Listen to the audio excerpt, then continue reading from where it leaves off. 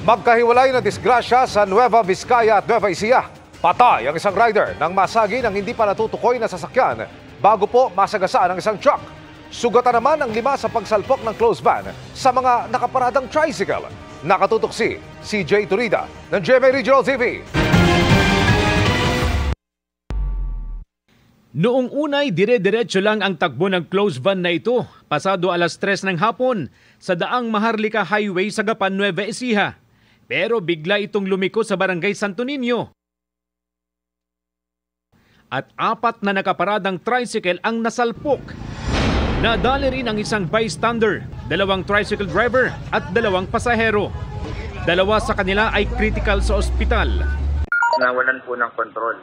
Unfortunately po, nung siya po ay nawalan na ng control, sinubukan po niyang iwasan yung mga motorista sa harapan.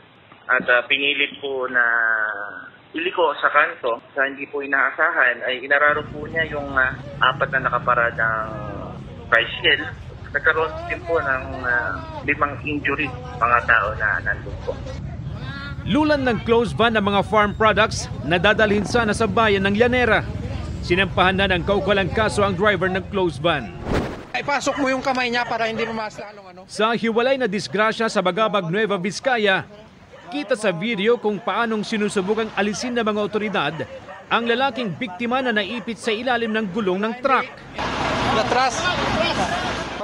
Ayon sa PNP, binabagtas ng biktima ang bahagi ng Purok 2 sa Barangay Villaros noong linggo ng gabi nang bigla umanong may mag-overtake sa kanya kaya nasagi ang sinasakyang motorsiklo.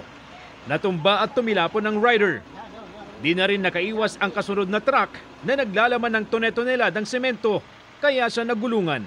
Sir, sa mga nakakita, may yung 3 vehicles na involved, kabilang na po yung victim natin, nakamotor. Going Isabela po sila.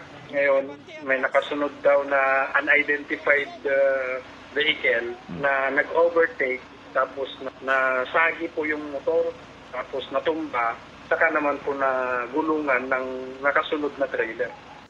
Patuloy ang investigasyon ng pulisya para matukoy ang unang motoristang nakasagi sa biktima upang mapanagot din.